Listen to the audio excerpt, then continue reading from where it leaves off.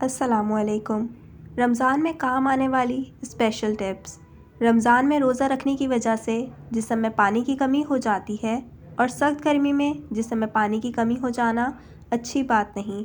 سحری اور افطاری دونوں میں پانی کا زیادہ استعمال کریں۔ سحری کھانے کے لیے ہمیشہ جلدی اٹھیں تاکہ وقت کی کمی ہونے کی وجہ سے آپ کو جلدی کھانا نہ کھانا پڑے۔ روزہ افطاری سے لے کر سحری تک تھوڑا تھوڑا پانی پیتے رہیں۔ سحری میں روٹی اور دہی کا استعمال بہترین غذا ہے۔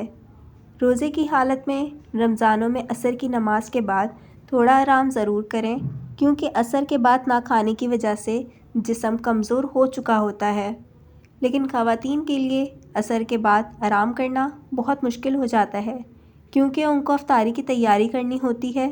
اس لیے رمضان سے پہلے ہی کچھ کام کر کے رکھ لیں، جیسے بیسن چھان کر رکھ لیں، رول بنا کر فریز کر دیں اور چٹنی بنا کر رکھ لیں تاکہ کام کم اور عبادت زیادہ کر سکیں۔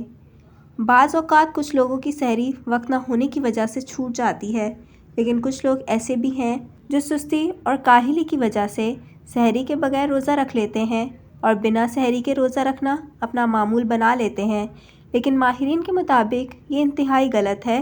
سحری ضرور کرنی چاہیے تاکہ پورا دن تھکاوٹ اور کمزوری محسوس نہ ہو۔ روزہ اچھی صحت کے ساتھ گزارنے کے لیے افطار اور سحری میں حد سے زیادہ نہ کھائیں، اعتدال میں رہ کر کھائیں۔ املی اور آلو بخارے کا شربت گرمی میں بھوک اور پیاس سے بچنے کا بہترین ذریعہ ہے۔ افطاری میں یہ شربت ضرور بنا کر پئیں۔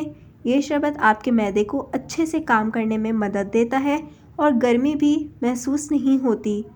ماہرین کے مطابق افطاری میں کولڈ ڈرنک، جنک فوڈ، کافی کے استعمال سے گریز کریں۔